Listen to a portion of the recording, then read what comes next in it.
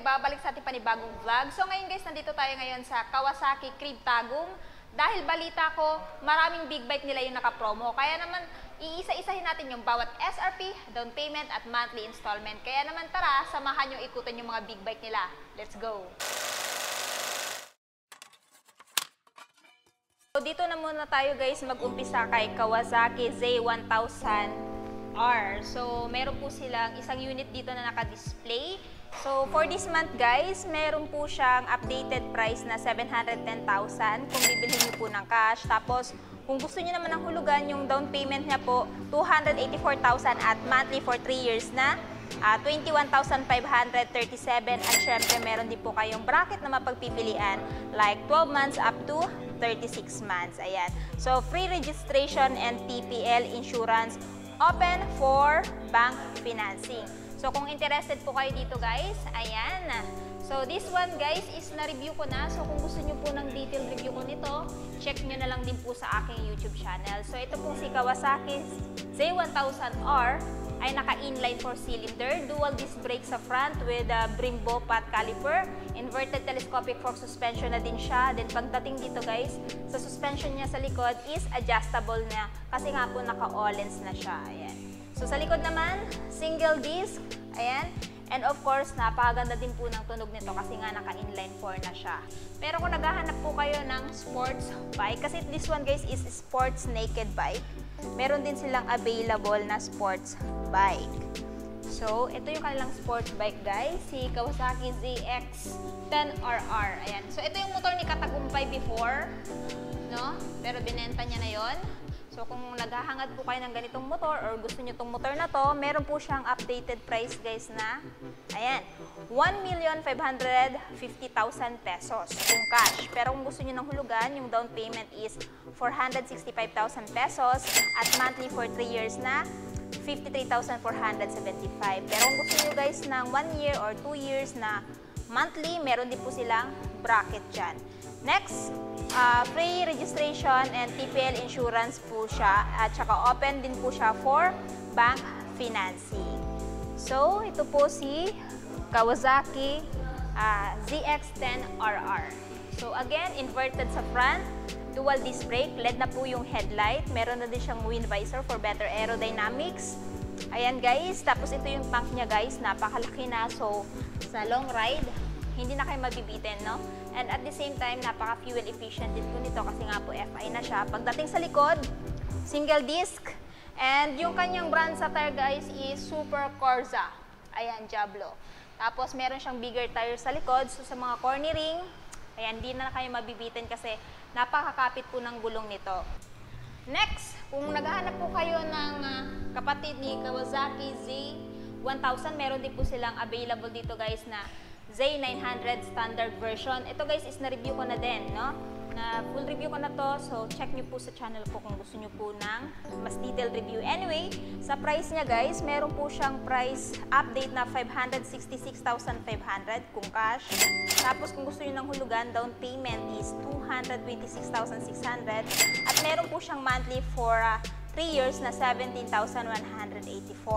Tapos meron din po siyang bracket na 12 up to 36 months.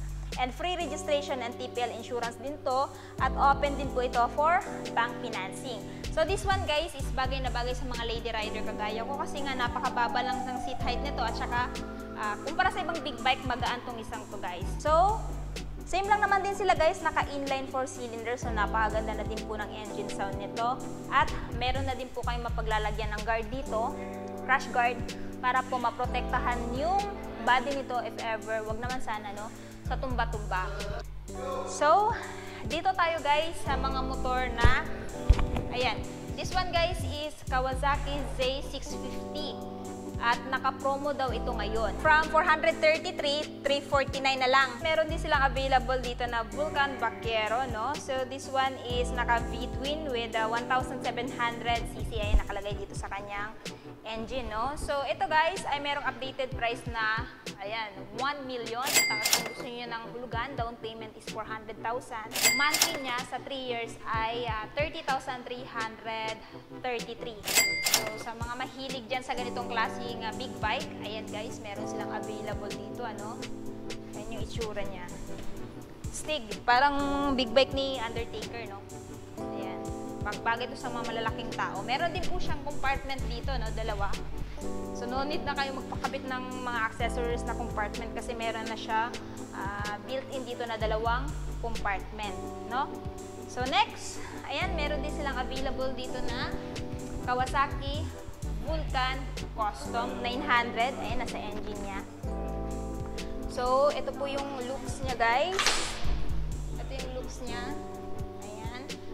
So, pagdating sa kanyang cash price, guys, is 625,000 pesos kung cash. Tapos, kung gusto nyo hulugan, down payment is 250,000 at monthly sa 3 years na 18,958. At syempre, ayan, free registration at saka TPL insurance. So, meron silang kararating lamang, guys, na Kawasaki Eliminator. Ayan. So, this one, guys, is yung tinatawag nilang SE, no? So, bagong-bago to sa kasa. At kung interested kayo, meron siyang SRP 380,000 pesos kung cash. Tapos, yung down payment is 95,000 at monthly sa 3 years na 13,902. So, this one, guys, is 450cc. Of course, expressway legal na. So, kung gusto nyo ng bagong hatid na big bike ni Kawasaki, I think this one is goods na goods para sa iyo. Merong SE, meron din silang standard version, which is itong color gray. So, ito talaga yung nag-caught ng attention ko, guys, kasi napakaganda ng paint job. Ayan, oh. And kakaiba din siya sa mata ngayon kasi bago ngang labas. So, kung gusto nyo po itong standard, guys, meron siyang updated price na 360,000 pesos. Down payment is 90,000 at monthly sa 3 years na 13,170. Ayan. So, this one, guys, is meron na din siyang, ayan, paglagayan ng crash guard, no? So, if ever bibili nyo to at gusto nyo maglagay ng crash guard, may abang na siya. Of course, single disc, ABS na din. At syempre, yung kinaganda nito, guys, yung seat height niya, dahil abot na abot na po ito kahit na 5 flat, no? Mababa lang po yung seat height niya. Ayan.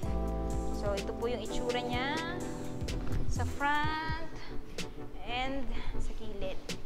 Ayan, save lang sila, guys. Pero medyo mas marami accessories to kumpara dito. Hindi ko pa to nare-review, guys. So, comment down below kung gusto nyo gawan ko itong dalawang big bike na to, itong SE at saka itong standard version ng review. So, finally, guys, dumating na yung kanilang Kawasaki KLX 300. This one is 2024 model, no? So, wala po pa sila nung SM, which is yung motor type. Pero kahit ganun pa man, ayan, dumating na nga itong bagong KLX, ano? So, this one, guys, kung interested kayo, no?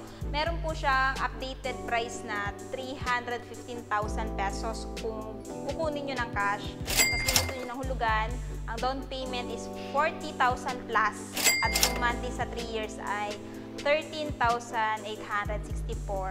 So, this one, guys, is available lamang dito sa Kawasaki Cryptacom. Anyway, meron din po pala siyang bracket, no? Kung gusto nyo ng 6 months, 12, 18, 24, 30 at 36 months, ito po yung mga presyo niya. Ayan. So, ito yung itsura ni KLX 300. Ayan. Cool.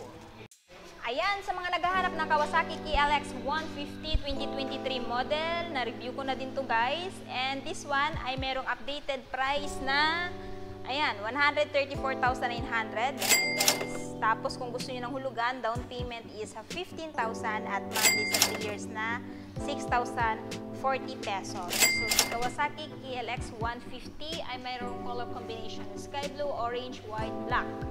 Ayan, so napakaganda nitong off-road na motor na to, guys, kasi ayan, naka-inverted na po yung telescopic niya, which is color gold. And pagdating dito sa kanyang suspension sa likod, maganda na din. Ayan. Tapos single disc sa front at saka single disc din sa likod. Ayan. So, dito naman tayo, guys, kay Kawasaki Ninja 400. So, meron po silang isang available color variant dito, which is, ayan, glossy black at saka parang gold, no? So, na-review ko na din po itong isang to, guys. Kung gusto nyo ng update or detailed review, check nyo lang po sa aking channel. So, meron po siyang updated price na 331,000 pesos kung cash. Down payment is 99,300 kung bibili nyo ng hulugan at monthly sa 3 years na 11,420. At meron din po siyang free registration and TPL insurance and open po siya for bank financing. So ito guys is expressway legal na. Marami ako nakikita na Ninja 400 especially sa mga lady rider.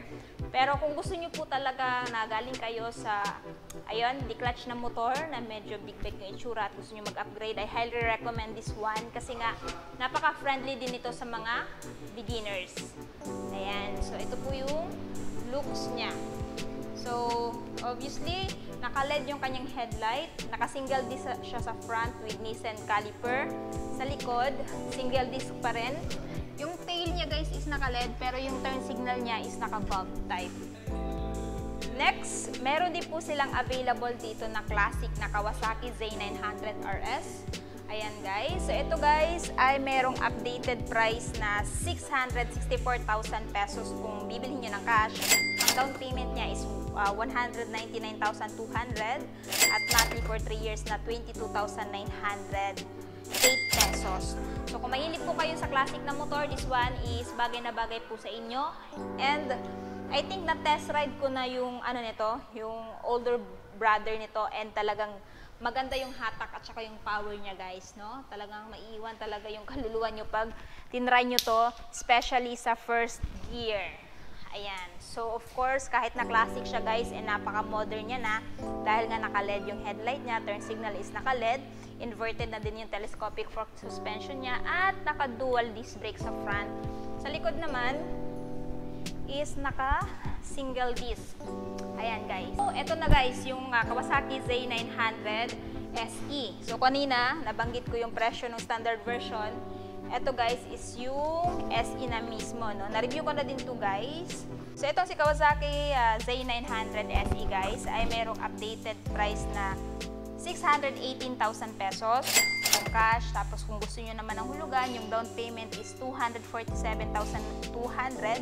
at monthly for 3 years na 18,746.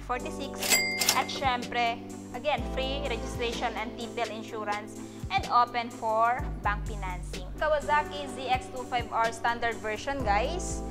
Meron silang available color dito which is glossy and matte black combination. Meron siyang updated price na 393,900 kung cash. Tapos kung gusto niyo ng hulugan, down payment is 157,560 at monthly for 3 years na 11,948.